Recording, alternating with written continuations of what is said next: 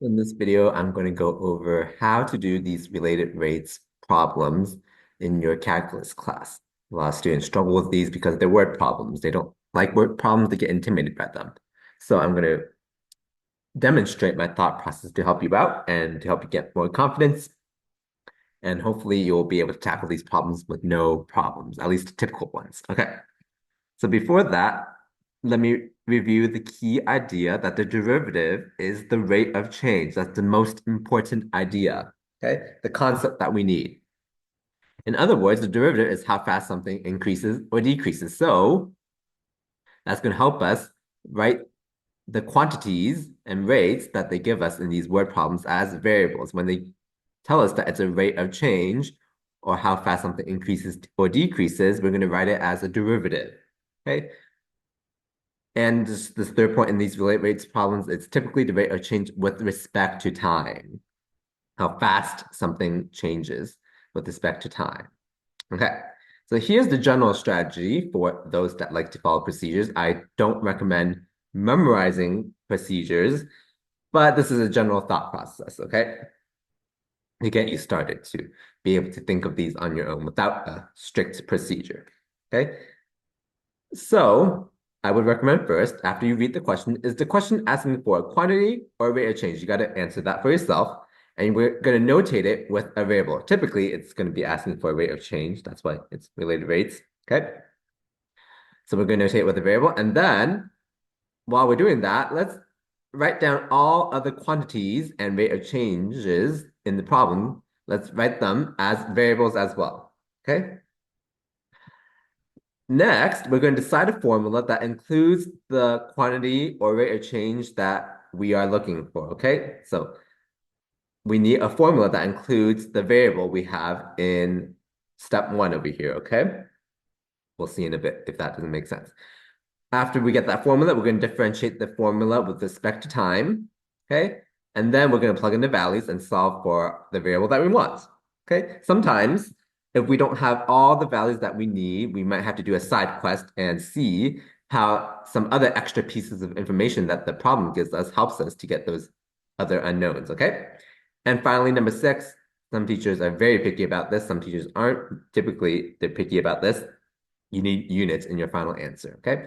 If you're on the AP exam and you forget the units, I think, don't quote me on this, but I think they're more lenient nowadays, but I would always put the units just in case, okay?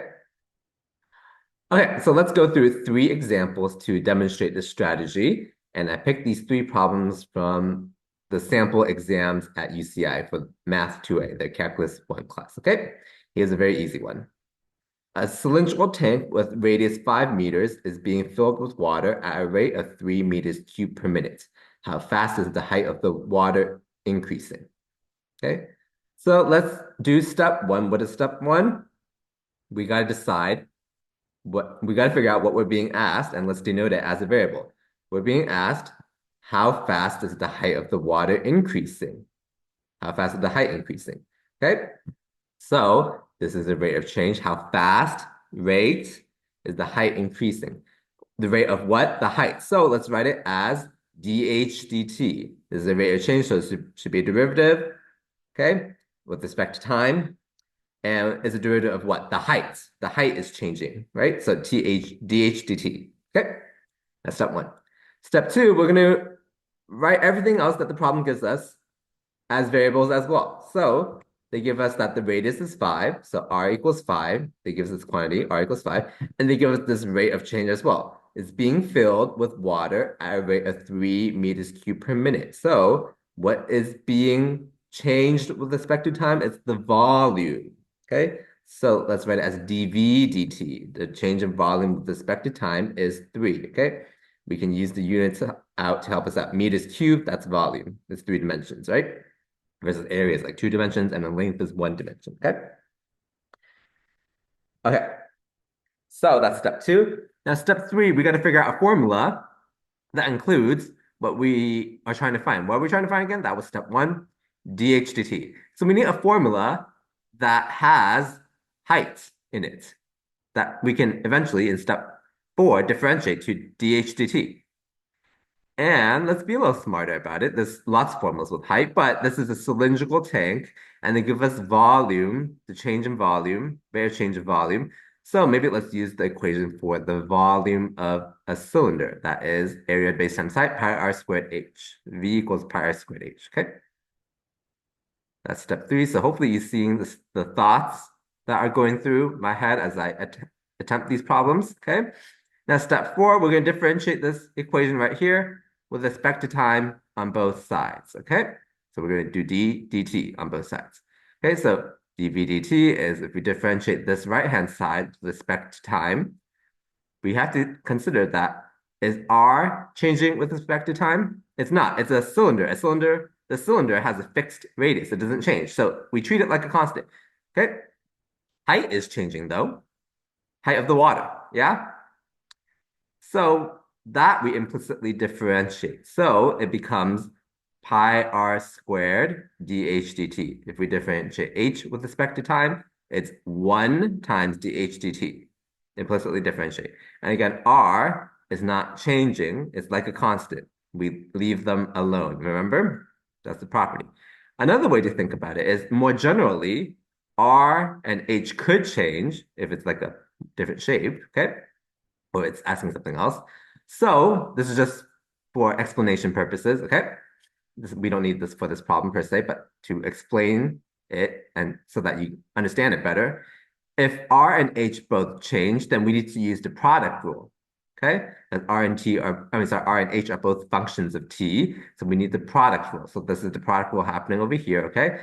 Now, in this specific case, as I was saying, R is constant, meaning the derivative of R with respect to time is 0. R doesn't change. So the rate of change is, which is the derivative, is 0. So when dr dt is 0, this term goes away, and you're left with pi r squared dh dt, just like before. Okay? So this is a more general case. In this specific problem, dr dt is 0 because R is constant. Okay? That's just to explain it a little more. All right, now step 5, let's plug in all the pieces of information that we have into this formula here, okay? So from step 2, we got R is 5 and dv dt is 3. From step 4, we got this equation after we differentiate it. Let's plug in everything and solve for what we want. We want dh dt. And if we do that, we get 3 over 25 pi. Don't forget your units. Height is measured in what? Meters. It's the length in meters, okay? Time, it's measured in what? Minutes. Meters. This is a radius, but this is the radius over here, but it's the unit of length as well, so meters. And then volume, volume was, the change in volume with respect to time was with respect to minutes, so we move that in as well. Minutes, meters per minute. Okay, this is the simplest case. So we must know how to do the simple type of problem, okay? The next 2 examples are a tiny bit more complicated. We'll have to do a side quest to finish step 5, okay? So they're a little more challenging. I would say the typical level problems still. The more challenging ones are like when you have hard geometry and all that. Like you have to do similar triangles and things like that, which I won't go over in this video. Okay, example 2. A pebble is dropped into a calm pond, causing ripples in the form of concentric circles. Hopefully we know what concentric circles are, because this is this was a final exam problem given, a sample final exam problem given at UCI. So there's lots of international students. I don't know if they know what concentric circles are, but anyway, the radius r of the outer ripple is increasing at a constant rate of 2 feet per second. When the total area of the disturbed water is 16 pi square feet, at what rate is the total area of the disturbed water changing? Remember to include units. Okay. Lots of things going on. So even if you don't know what concentric circles are, the keyword is circles, okay? I'm going to use that. Okay, let's do step 1 again. What is the question asking for? It's asking at what rate is the total area of the disturbed water changing? Okay, so at what rate is the total area changing? So this is asking for a rate of change, and the rate of change is a derivative. So let's notate it as a derivative. Area is A, let's say, so dA dt, that's what we want. Step 2, let's notate everything else that this problem gives us in variables as well. So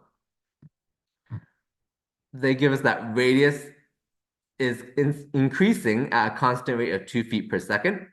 So this is, again, a rate of change, a derivative. So let's write it as dr dt equals 2, okay? It's increasing, so this derivative should be positive, by the way, okay? And then it gives the total area is 16 pi square feet, or feet squared. So let's write it as A equals 16 pi, okay? That's just quantity, this is not a rate of change, okay? Step 3, let's think of a formula. Well, what do we want again? We want dA dt, so we probably want a formula for area of a circle. What's the area of a circle? 2 pi r, where r is the radius. Okay. Step 4, let's differentiate this formula with respect to time. dA dt is 2 pi r dr dt, as simple as that. R is changing with respect to time. It's not constant like in example 1, so we got to differentiate it with respect to time. And we got to implicitly differentiate, that's what I was trying to say, okay? And notice that they give us that dr dt is 2. So we probably need to use that somewhere. So it's not just r is a constant. It's changing with respect to time. So you got to differentiate it implicitly. Okay. Okay. Next, let's try plugging in everything. So from step 2, we got dr dt is 2, a is 16 pi. From step 4, we got our formula, dA dt is 2 pi r dr dt. So we want dA dt, okay, we want this left-hand side. We have we have dr dt, but we don't have r. So how can we get r? This is where we have to do a little side quest. Let's use this other piece of information that they give us. A is 16 pi. Okay, we can find r from that because we know the formula for the area of a circle. We just used it, right? So 16 pi is 2 pi r. And if we solve for r is 4. Okay? So basically this problem, instead of saying that when the radius is 4, at what rate is the total area of the disturbed water changing? They make us do this extra step where they give us the area and we had to figure out the radius. Okay, that's the only difference. Okay, now let's go back to step 5. We did that side quest, we completed it. Now we can plug in everything into dA dt. We get that at 16 pi. What are the units? Area is feet squared. This is the length here, so we need 2 dimensions, so we square it. Feet squared, what's the unit of time? Seconds. Okay. Example 3, little Susie is enjoying a nice spherical lollipop. She sucks the lollipop in such a way that the circumference decreases by 1 cm per minute. How fast is the volume of her lollipop changing when the lollipop has a radius of 5 cm? Okay, so I'm going to go this one a little quicker. Step 1, what are we trying to find? Volume. Not volume, the rate of change of volume. How fast is the volume changing? Which means derivative of volume, dV dt. That's what we want. Step 2, let's write everything else that they give us in variables. So circumference is decreasing by 1 cm per minute. So let's notate circumference as c, and this is a rate of change, so derivative. And we say dc dt is -1. We pay attention to the negative sign because it's decreasing, so the derivative is negative. Okay? And they give us that radius is 5 cm, so r equals 5. Okay? Now, we got to be careful with our formula choice. We want dV dt, so we probably want an equation that deals with volume.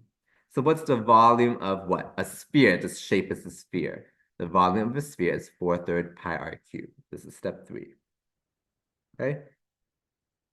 Step 4, let's differentiate this formula with respect to time. dV dt is 4/3 pi times 3r squared times dr dt. Okay, which we can actually simplify this as 4 pi r squared dr dt. I'm going to do this in the next slide. Okay. And notice, again, r in this case is changing because the lollipop is changing in size, yeah? So the radius must be changing. Okay, so we need to implicitly differentiate r. It's not a constant. Okay. So from step 2, we got dc dt is -1, r is 5. From step 4, yeah, this is where I simplify, but let's just do this. dV dt is 4 pi r squared dr dt. So we want dV dt. We have r, but we don't have dr dt. We only are given dc dt. Okay, so this is the side quest again. We're going to use dc dt somehow to find dr dt. So let's now use the formula for the circumference of a circle. Okay, circumference of a circle is 2 pi r. Let's differentiate that because they give us dc dt, so maybe let's differentiate it. Yeah, this thought process, educated guess, if anything. Okay, so dc dt is 2 pi r dr dt. So we can plug in dc dt as -1. They give us that r is 5, but we don't need r actually. So dr dt is -1 over 2 pi, which is divided by 2 pi on both sides, and dc dt is -1, yeah?